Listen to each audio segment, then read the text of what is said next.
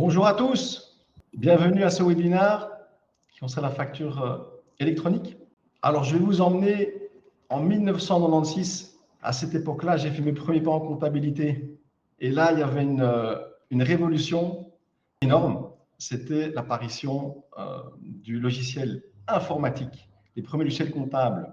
Avant les logiciels comptables, il y avait les livres journaux, on appelait ça. Donc, les factures étaient en format papier, on les retranscrivait dans des grands livres journaux comptables. C'était fastidieux, ça prenait beaucoup de temps, source d'erreur, et ils ont lancé le premier logiciel comptable, je m'en rappelle à l'époque, et ça a été vraiment une révolution dans le monde de l'entreprise et dans le monde de la comptabilité. Et ça bouleverse les habitudes. Depuis cette date-là, on a eu quelques petites évolutions mineures. Donc maintenant, on commence à s'envoyer les factures en format PDF. On commence avec les extraits bancaires numériques, etc. Mais ce ne sont pas des grandes révolutions. Tandis qu'aujourd'hui, je vous annonce qu'il y a une énorme révolution qui se prépare, puisque nous allons rentrer dans une nouvelle ère de la facture numérique, la facture électronique, le e-invoicing. Et donc aujourd'hui, j'ai le plaisir, au nom de toute l'équipe Horatio, de vous présenter cette thématique, donc sur cette nouvelle législation qui va bientôt commencer.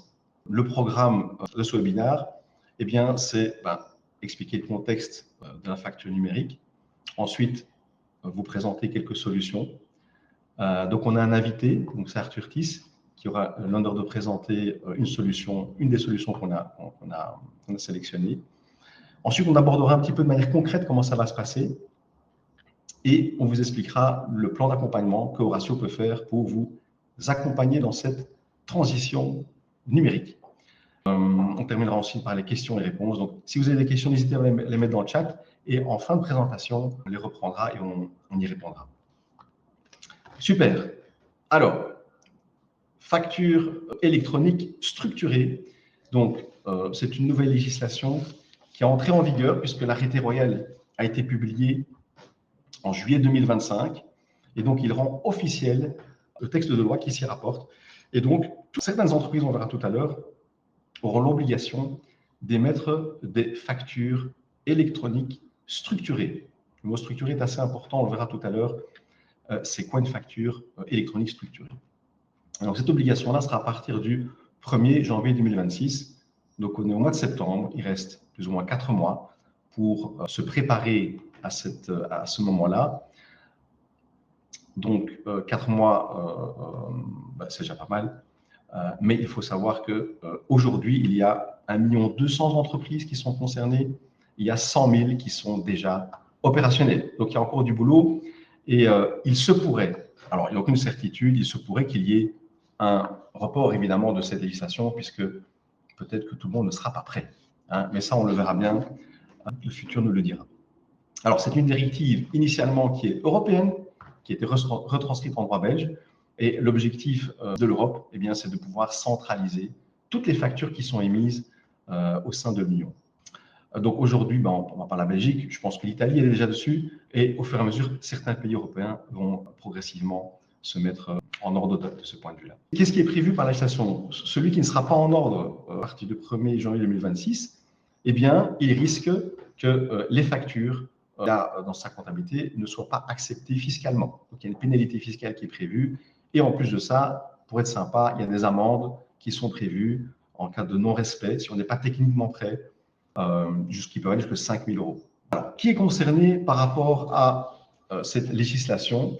Eh bien, ce sont les entreprises qui sont assujetties à la TVA. Donc, si on est dans la consultance, si on est dans la prestation de services, si on est dans le B2B de manière générale, qu'on a des relations d'entreprise à entreprise et qu'on est assujetti à la TVA, eh bien, ça rentre dans on rentre dans cette législation-là et donc on est soumis à l'établissement des factures numériques. Il y a aussi une catégorie d'entreprises, donc ce sont les assujettés à la TVA sous le régime de la franchise. Il y a quelques-uns parmi vous qui sont dans cette législation-là. Eh bien, eux aussi, ils seront soumis à la législation de la facture électronique.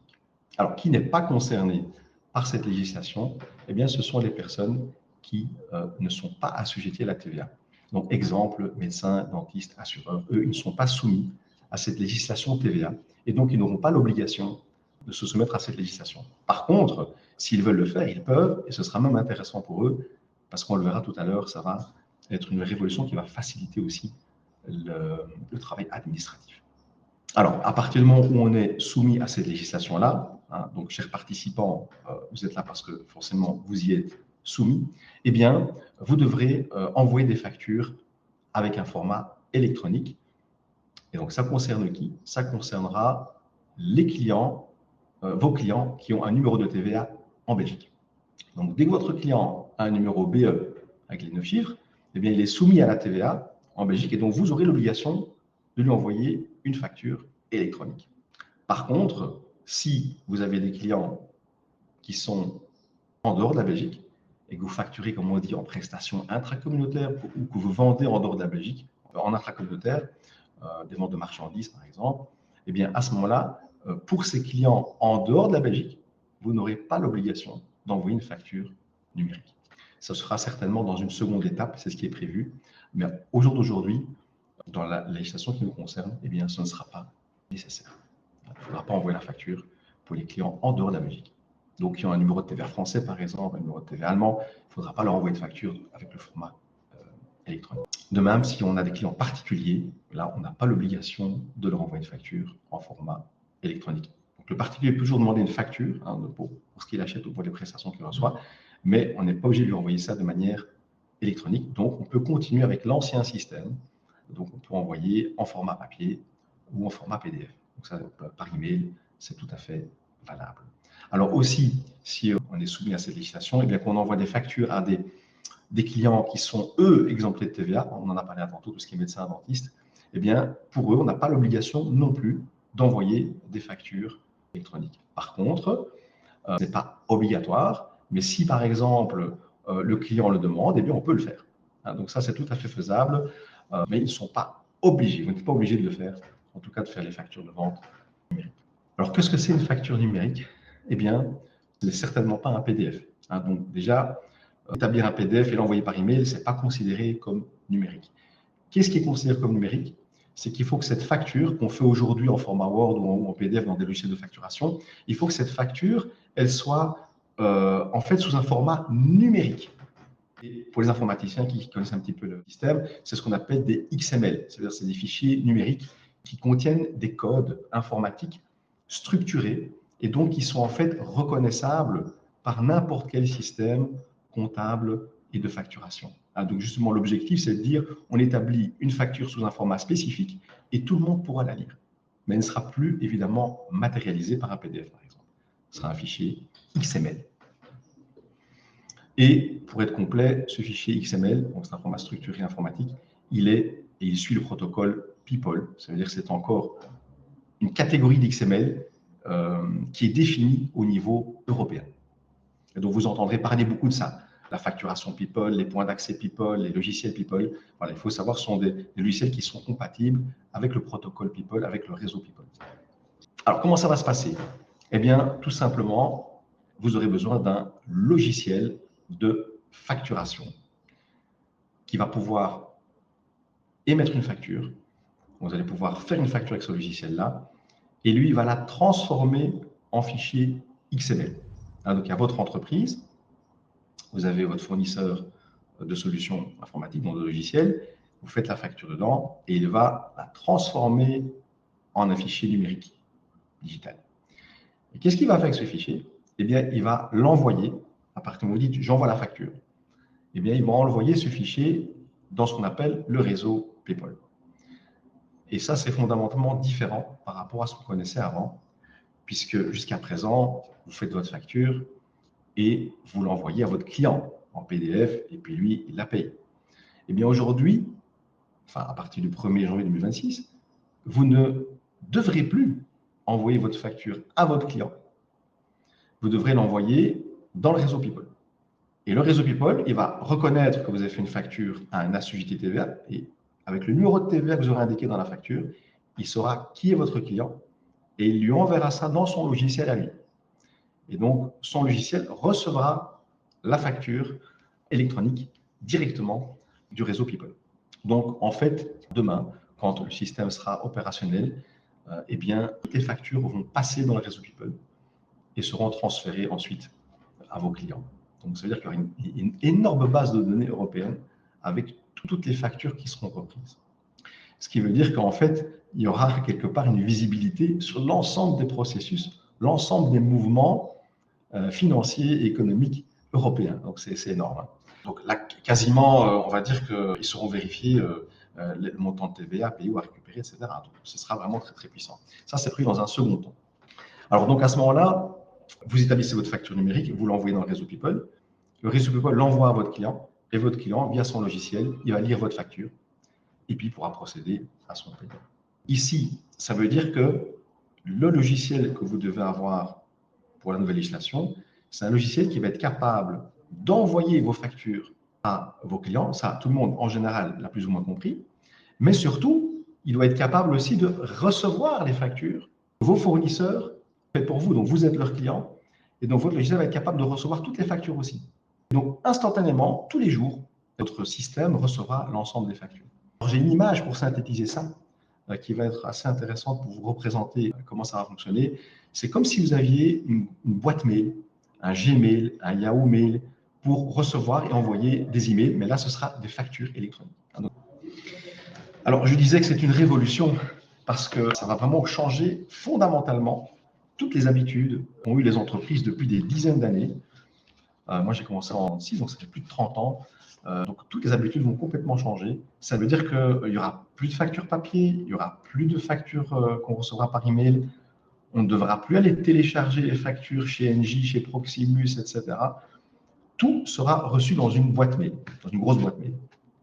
Alors, ce qui est vraiment d'autant plus révolutionnaire, c'est que les habitudes pour la gestion administrative et la gestion de l'entreprise d'un point de vue financier va fondamentalement être bouleversée. Dans le sens où aujourd'hui, chacun a ses habitudes d'avoir son petit tas de factures papier, son petit tas de PDF, garder ses factures PD dans sa boîte mail, les mettre dans un système de to-do list pour les paiements, etc. Chacun a un petit peu sa méthode organisationnelle. Mais demain, il y aura une boîte dans laquelle je vais recevoir toutes mes factures. Et donc, les applications aujourd'hui, certaines, proposent une possibilité de non seulement envoyer ses factures de vente et recevoir ses factures d'achat, mais aussi et surtout faire les paiements des factures. Donc là, tout sera centralisé à un endroit. Vous visualisez la facture, puis vous direz, je vais la payer. Il y a des systèmes qui mettent un QR code, vous le scannez avec votre GSM et votre facture est payée. Ou alors encore mieux, s'il y a un volume de factures assez important, là, je sélectionne les factures que je désire payer et je fais ce qu'on appelle un envoi SEPA. Et donc, j'envoie un paquet de factures directement au paiement à ma banque. Ça va vraiment changer vos processus de paiement et certainement les simplifier. Également, vous aurez une visibilité instantanée sur vos factures qui sont payées et vos factures qui sont impayées. Il y a des systèmes qui proposent, on le verra tout à l'heure, une possibilité de, sur cette plateforme de réception de factures et d'envoi de factures, de pouvoir lier sa banque. Et donc, à ce moment-là, on aura une mise à jour des paiements qui seront faits instantanément. Alors aujourd'hui, on a fait un travail avec l'équipe Horatio assez important, puisqu'on a sélectionné un certain nombre de logiciels. On a répertorié plus ou moins une soixantaine de logiciels qui existent à ce jour. Il y en a des nouveaux régulièrement, donc c'est une matière qui va vraiment évoluer dans le temps. Et donc, on en a sélectionné plus d'une dizaine. On a analysé, testé, on a regardé un peu la solution pour nos clients qui sera la plus optimale. Et donc, aujourd'hui, on en a sélectionné deux. C'est Lucie et c'est Bilit. Alors, on a vraiment une préférence pour Lucie qui est d'une simplicité d'utilisation. C'est bien pensé. La réflexion, elle a été vraiment bien poussée. Une utilisation très, très facile. Bilit est pas mal aussi, un peu plus complexe, un peu plus technique, mais il peut aussi convenir. Alors justement, on a un invité, c'est Arthur Thys de la société Lucie, à qui je vais donner tout de suite la parole et qui va pouvoir présenter sa solution. Voilà, Arthur, à toi. Parfait, merci beaucoup pour la petite présentation. Juste si je peux rajouter quelque chose peut-être en termes par rapport à ce qui a été cité juste avant, c'est justement pour les factures en intracommunautaire. Ben là, ici, l'obligation concerne la Belgique pour 1er janvier 2026, mais à partir de 2030, il faudrait que tous les pays, en tout cas de l'Union européenne, se mettent aussi à la page. Donc à l'heure actuelle, enfin, en tout cas d'ici 4 mois, ça concerne uniquement la Belgique, mais d'ici quelques années, ce sera pour l'entièreté de l'Europe. Et petite update, petite mise à jour par rapport aux chiffres. Justement, il y a 1 200 000 entreprises qui doivent justement être enregistrées pour le début de l'année, qu'on a comptabilisé. Pour le moment, enfin en tout cas au 6 septembre, là on était à 31%, donc on est à 370, 380. Donc c'est un tout petit peu Simplement. plus Ah qu'on oui, avance petit à petit. ça monte, ça monte. Ça monte, ça monte. Mais pour, allez, on va dire qu'à 4 mois de l'échéance, effectivement, il y a encore un gros travail qui doit être fait par rapport à ça. Du coup, je vais effectivement vous expliquer un peu comment on fonctionne avec Lucie, mais comme expliqué juste avant, c'est pas bien compliqué. Comme vous l'avez bien fait, n'hésitez surtout pas à poser des questions dans le chat. J'en ai déjà répondu à quelques-unes, mais là, pendant que je ferai la présentation, je vais plutôt me concentrer là-dessus. Du coup, je répondrai probablement aux questions à la fin de la présentation. Voilà, j'espère que vous voyez bien mon écran. Je ne sais pas si je peux peut-être. On voit bien. Ok, parfait. Du coup, pour expliquer un peu comment on fonctionne avec Lucie, ben, en fait, on est 100% cloud, on est 100% en ligne, c'est-à-dire qu'il n'y a pas la nécessité de télécharger une application ou bien d'installer quelque chose sur son ordinateur ou autre. On peut se connecter en tout temps et en toute heure à la plateforme simplement en se connectant via le site web, en utilisant son adresse mail comme login et son mot de passe pour s'identifier. Alors, la manière dont on fonctionne avec Lucie, c'est qu'on a vraiment une plateforme pour le comptable et une plateforme pour l'entreprise, pour le client, comme c'est le cas pour vous. Du coup, aujourd'hui, je vais uniquement présenter la plateforme pour le client. Donc là, vous verrez que pour l'entreprise, ici, je me situe dans la page d'accueil et on a quelques autres onglets supplémentaires. Mais comme expliqué, c'est vraiment un outil qu'on a voulu développer pour la facturation électronique et qui soit à la fois complet, mais qui soit surtout facile d'utilisation pour que chacun puisse s'y mettre très facilement et rapidement surtout. Donc ici, en fait, ce qu'on a voulu mettre en avant dans la page d'accueil, c'est premièrement la connexion avec le comptable. Ici, c'est un profil de test, donc on n'a pas mis les coordonnées d'une vraie fiduciaire, mais ici, vous aurez les coordonnées d'Horatio avec le numéro de téléphone et l'adresse mail. Comme ça, vous pouvez contacter votre comptable directement via ce lien-là en cas de soucis, questions ou autres par rapport à l'une ou l'autre facture. Ensuite, ce qu'on a voulu faire aussi, c'est vraiment mettre en avant ici un petit aperçu par rapport aux factures d'achat, donc ce qui vous reste encore à payer à vos fournisseurs, ainsi qu'un aperçu par rapport aux factures de vente, donc ce qui vous reste encore à recevoir de la part des clients. Et avec ces deux petits aperçus, on a voulu mettre aussi l'accent sur ce qui reste encore à payer, ce qui est en retard, presque dû, et à payer plus tard en fonction de la date d'échéance qui est mentionnée sur la facture. À savoir que tous les chiffres que vous voyez ici à l'écran sont des liens sur lesquels vous pouvez cliquer. Donc, par exemple, là, si je clique sur le 9, donc ça va directement filtrer sur mes factures d'achat qui sont à payer en retard. Donc là, vous voyez qu'on voit le statut de paiement est uniquement en retard parce que j'arrive directement dans ma boîte de réception, ma boîte aux lettres de documents.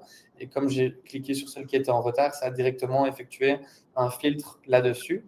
Donc, comme expliqué au début de la session, ben ici avec Lucie, on a la possibilité de directement effectuer les paiements de la facture. Donc là, si par exemple, je prends au hasard ma facture de 125 € ici pour un événement de château gonflable, sympa. Je vois ici qu'en fait, Lucie va reconnaître les informations qui sont présentes là dans la facture et va simplement les retransmettre ici sur la droite. On va reconnaître par exemple numéro de facture, fournisseur, date, montant, etc. Même le numéro de compte. Et donc à ce moment-là, simplement, on peut cliquer sur paiement. Et donc ici, on a deux possibilités en fait. Soit on peut payer directement facture par facture, soit on peut aussi ajouter ça à un panier de paiement et donc on peut créer un fichier SEPA. On appelle ça pour faire des paiements groupés et donc payer plusieurs factures à la fois. Ici, par exemple, je vais simplement vous montrer comment payer une facture unique. Donc là, à ce moment, je suis dans le paiement de cette facture-là spécifiquement. Donc, ma facture ici pour le château gonflable. Donc, à ce moment-là, je peux choisir de payer l'entièreté du mouton ou bien je peux seulement payer une partie, comme vous voulez ici, montant partiel. En l'occurrence, dans ce cas-ci, je vais payer l'entièreté du montant. Simplement, là, je vois que c'est scanner le QR avec l'application mobile qui a été sélectionnée. Donc, simplement, je clique sur payer et là, je peux payer avec mon application bancaire via mon smartphone, par exemple. Et une fois que le paiement a été effectué et réussi, on clique simplement ici. Donc, le montant sera mis à jour. Et donc, au lieu du petit 9 ici, bah, ça passera à 8 parce qu'on aura une facture en moins qui sera à payer en retard. En ce qui concerne la boîte de réception, donc la boîte aux lettres des documents, vous voyez que c'est la même vue que celle que je viens de vous montrer juste avant, sauf que je n'ai pas utilisé les filtres par type de document ni statut de paiement. Donc là, en fait, vous avez accès à l'entièreté de vos documents comptables. Donc ça concerne facture de vente, facture d'achat, note de crédit, etc.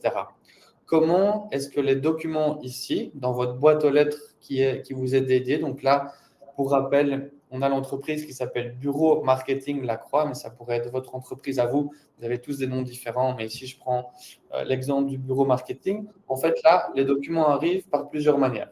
Mais premièrement, ça peut être via le réseau PayPal. Il y a déjà certains fournisseurs qui envoient leurs factures via le réseau PayPal, comme par exemple des grosses sociétés, comme ça peut être Proximus, Engie ou autres à l'heure actuelle. Mais pour être complètement transparent avec vous, il n'y en a pas encore énormément qui envoient ça en format bien structuré et via le réseau PayPal. Mais comme vous l'avez bien compris, en tout cas j'espère, à partir du 1er janvier 2026, ce sera obligatoire. Et du coup, à ce moment-là, ben, dès que le document est envoyé via le réseau PayPal, eh ben, il arrivera ici chez vous. Pourquoi? Parce que vous avez sélectionné Lucie comme votre point d'accès, donc votre point d'accès PayPal, qui vous permet de récupérer les documents. Pour petit rappel, en fait, pour se connecter au réseau PayPal, pour que les documents soient envoyés reçus, il faut vraiment se connecter avec un point d'accès et on ne peut avoir qu'un seul point d'accès pour réceptionner les documents. Donc, je vais prendre l'exemple qui a été cité juste avant, c'est qu'on a plusieurs fournisseurs qui peuvent nous permettre de se connecter au réseau PayPal, par exemple Lucie et Bilit.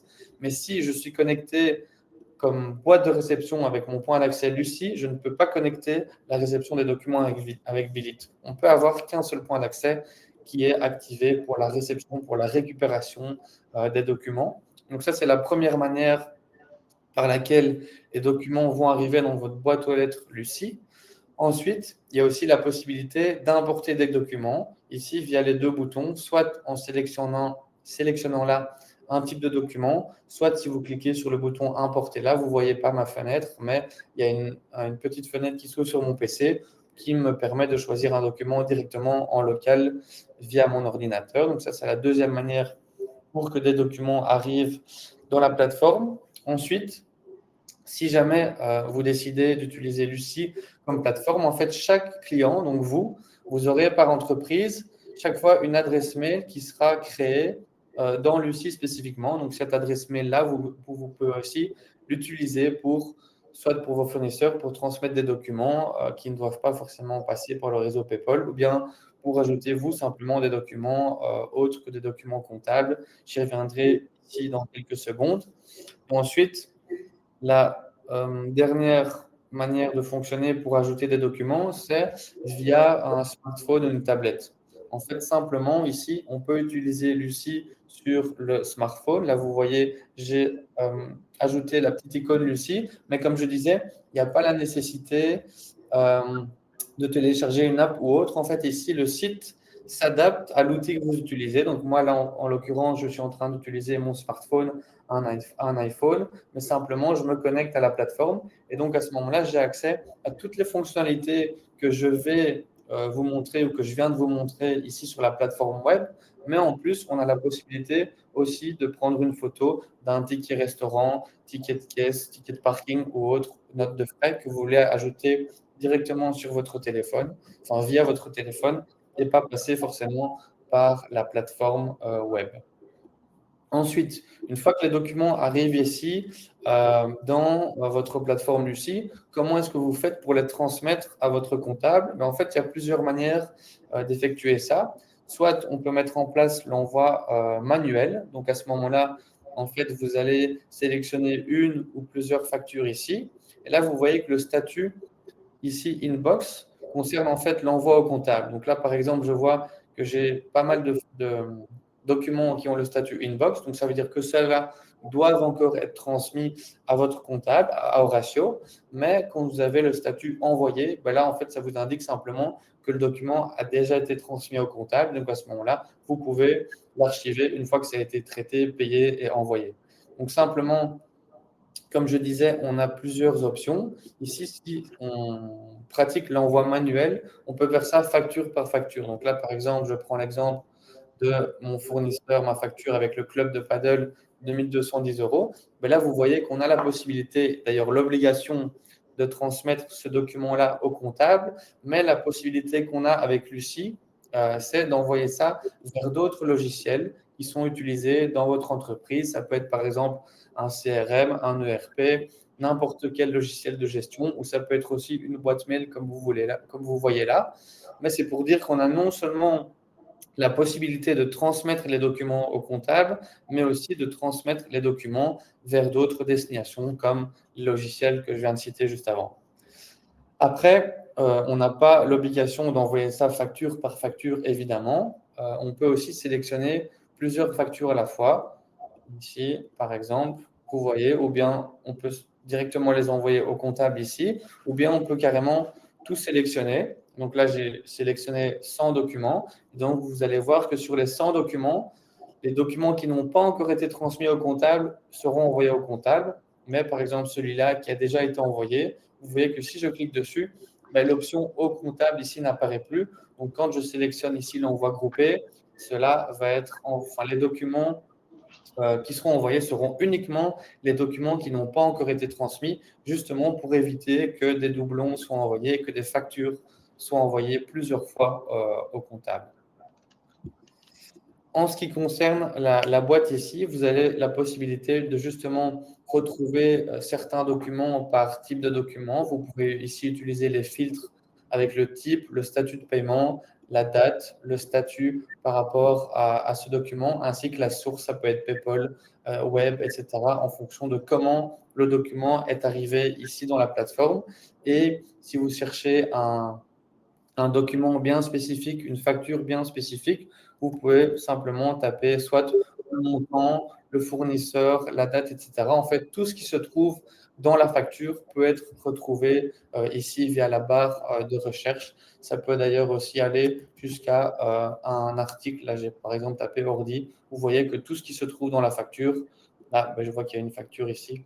Ordinateur, test, article. Mais là, vous voyez que via la barre de recherche, ça va simplement vous retrouvez l'article que vous êtes en train ou le document spécifique que vous êtes en train de chercher.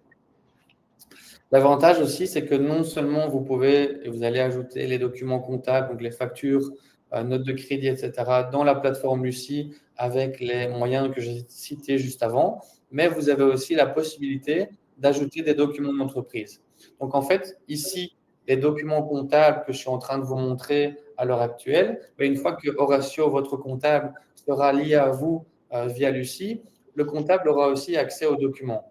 Par contre, ici, les documents d'entreprise, donc les documents que vous ajoutez ici dans cet onglet-là, votre comptable n'aura pas accès parce que ce n'est pas forcément des documents d'entreprise.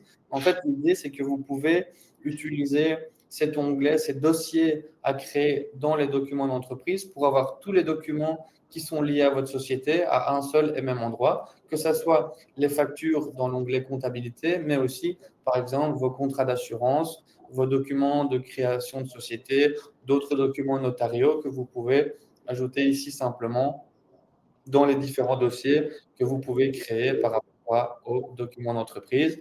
Si jamais vous voulez partager l'un ou l'autre document avec le comptable, qui ne sont pas des documents comptables, vous pouvez simplement utiliser le coffre ici, qui va être un endroit, un dossier partagé entre vous et votre comptable.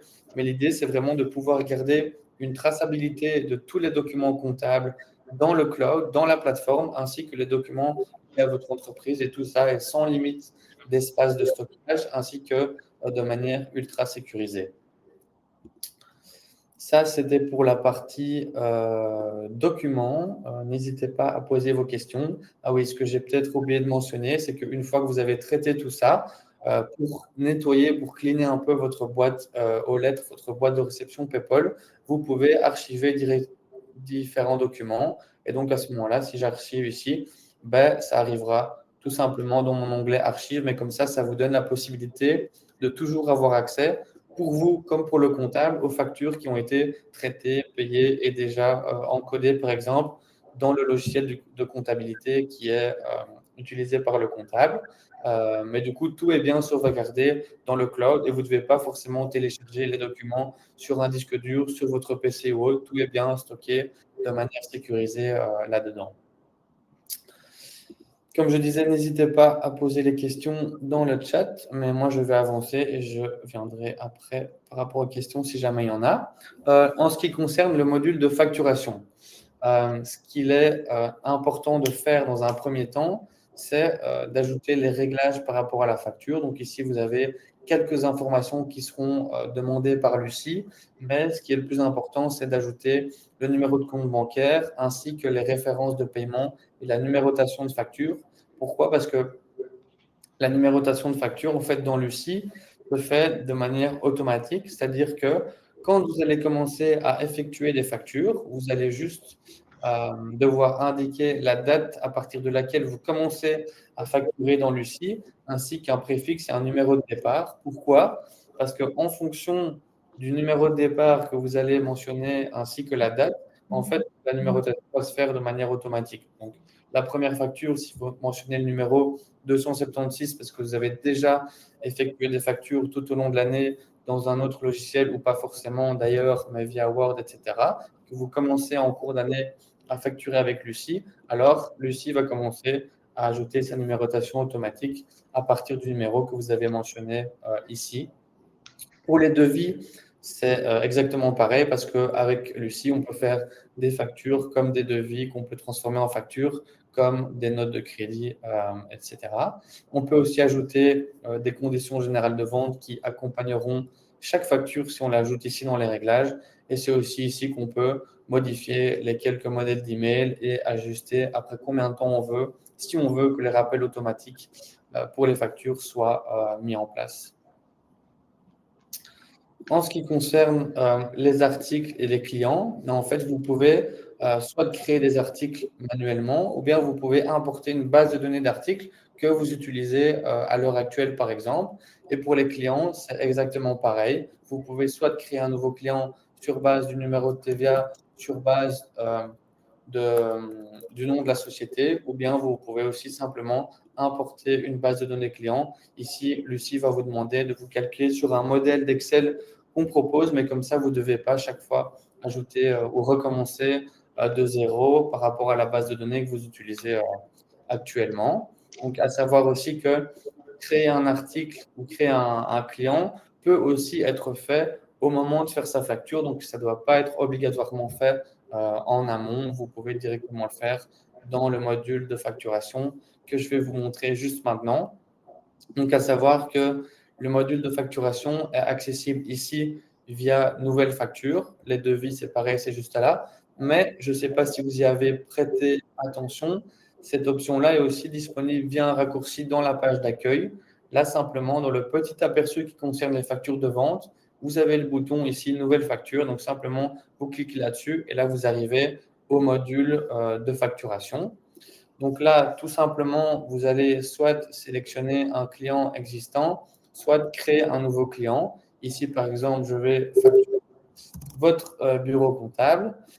Donc, j'ai ajouté Horatio sur base du nom de la société. Donc, à ce moment-là, les informations sont ajoutées automatiquement. La seule chose qu'il faut potentiellement ajuster ou modifier, c'est la langue de communication avec le client en fonction du client que vous facturez, que vous avez sélectionné.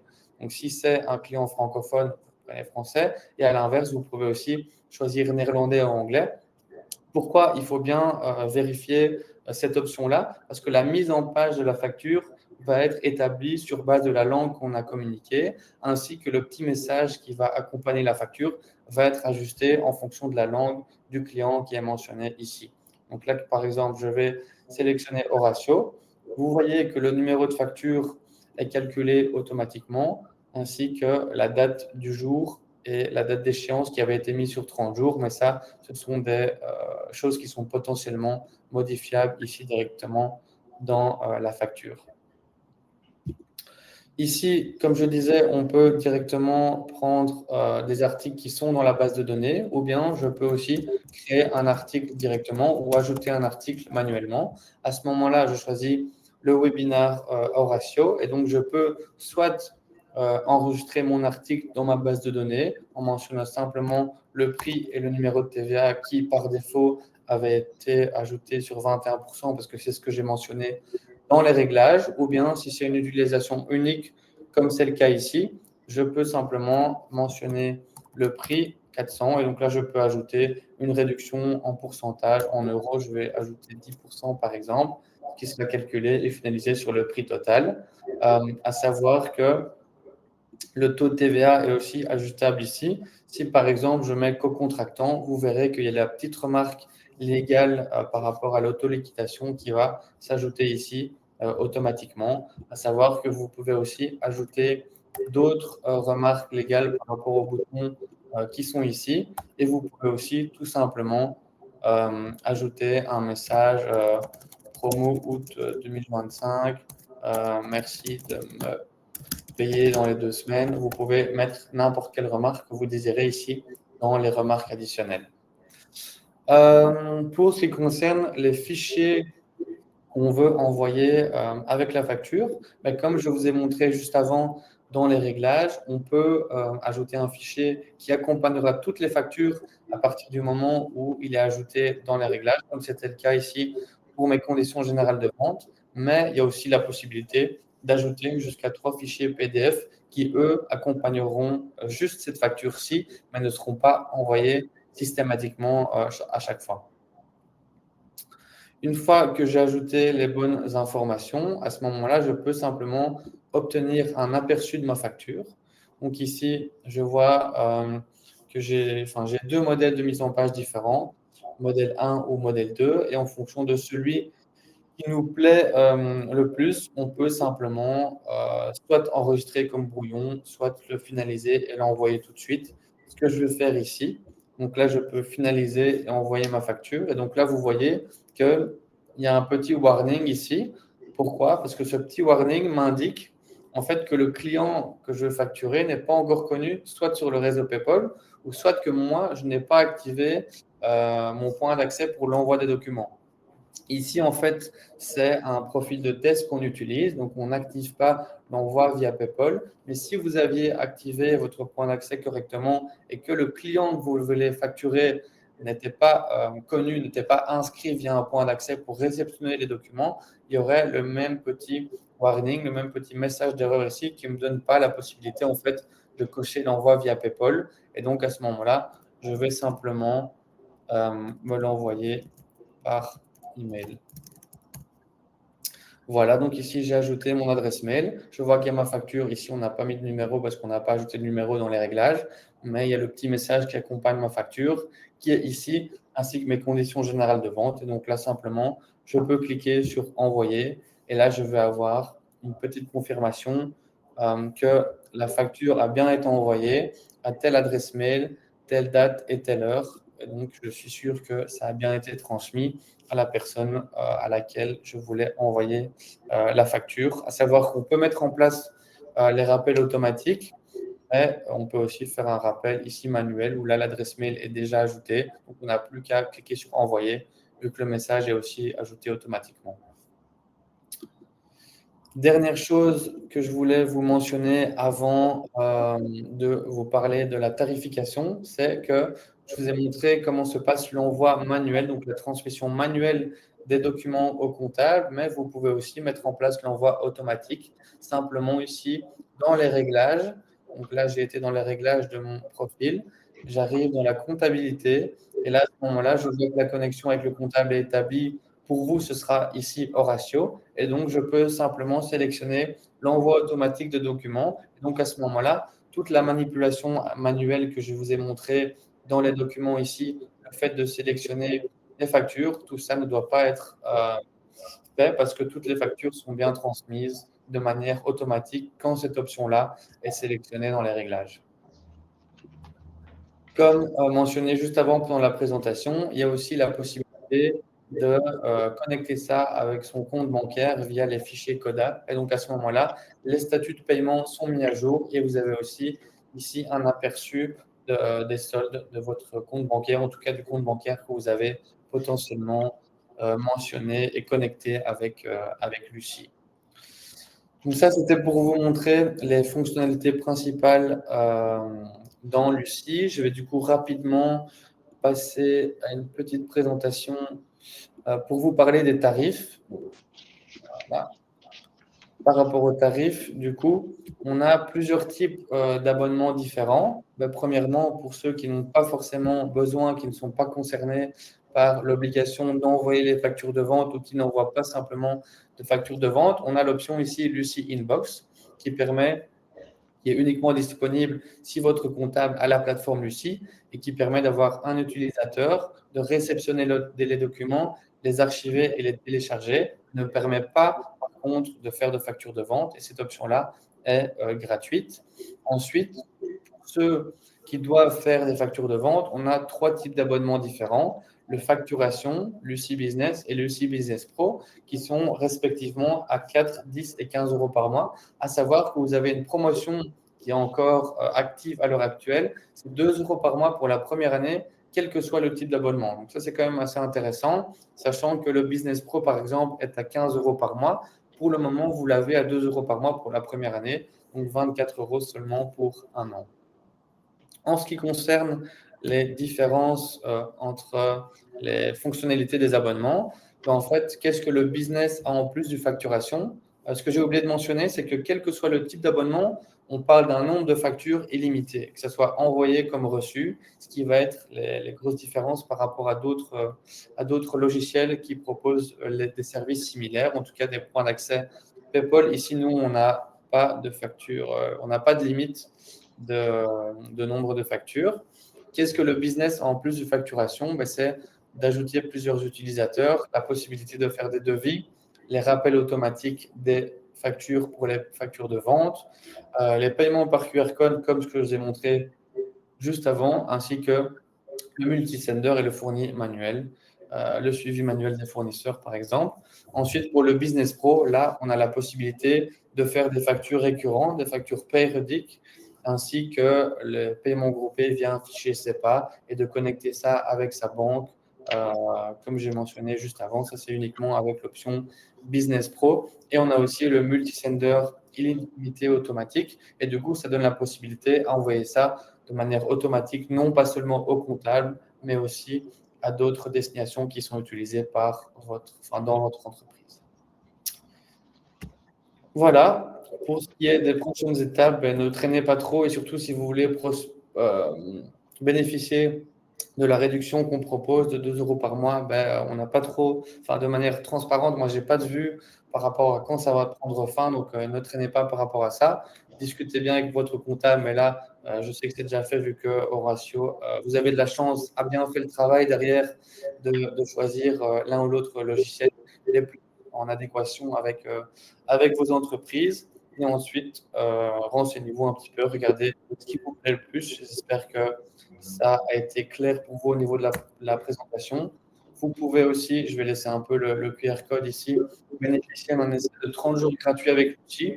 À partir du moment où vous commencez à utiliser la plateforme, vous avez un mois gratuit, enfin 30 jours, et c'est sans obligation de paiement. Vous pouvez vraiment avoir accès à la plateforme gratuitement et sans ajouter de moyens de paiement pendant un mois complet. Comme ça, vous pouvez voir comment ça se passe pour faire les paiements, les factures et surtout si l'utilisation de la plateforme de manière quotidienne vous plaît et vous convient. Donc, merci pour cette présentation. Avec plaisir. Arthur. Donc, ça a été évoqué. Donc, ici, concrètement, comment ça va se passer de manière pratico-pratique. Donc, Aujourd'hui, vous avez l'habitude d'utiliser le bureau numérique. Donc ça, c'est ce qui est ici à droite de l'écran où l'ensemble des factures sont déposées, donc soit sont envoyées par email, soit sont téléchargées, etc. Soit on fait une photo avec l'application et tout ça. Donc tout ça, ça reste d'application. Il n'y a rien qui disparaît. On ne va pas tout changer toutes les habitudes. Donc là, le bureau numérique, il va continuer à exister.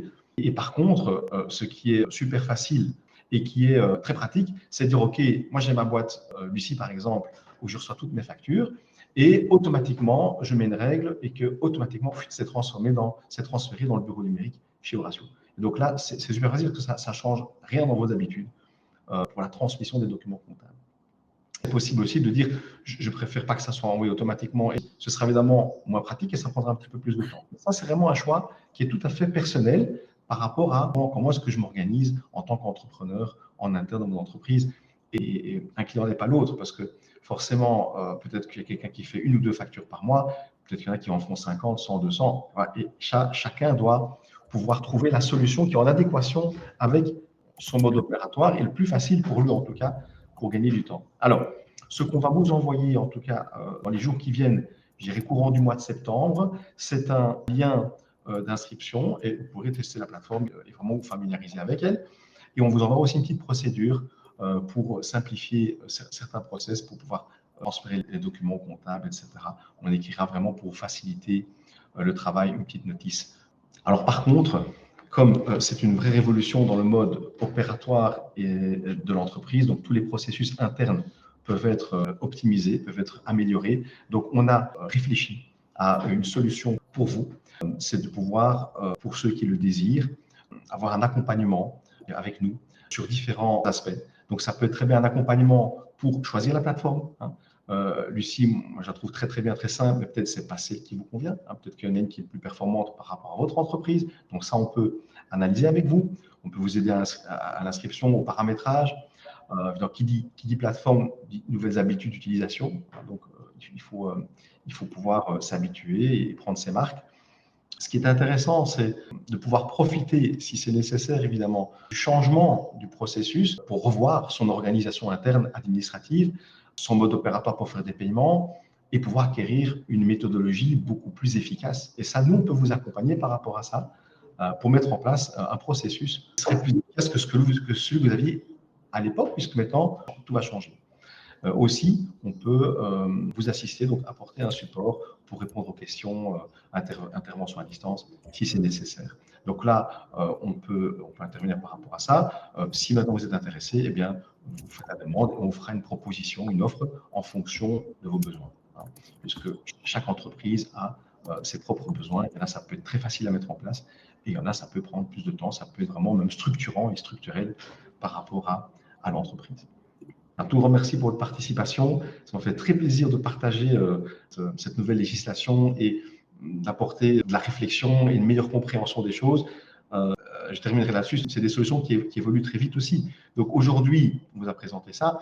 Je n'exclus pas que demain, peut-être qu'on dira, il y a un super truc qui vient de sortir, qui est chouette, on va vous le présenter aussi. Donc nous, on suit vraiment l'actualité. Et le but, c'est que ce soit une solution qui soit pratique pour vous et qui vous facilite votre travail administratif. Un grand merci à vous. À très bientôt.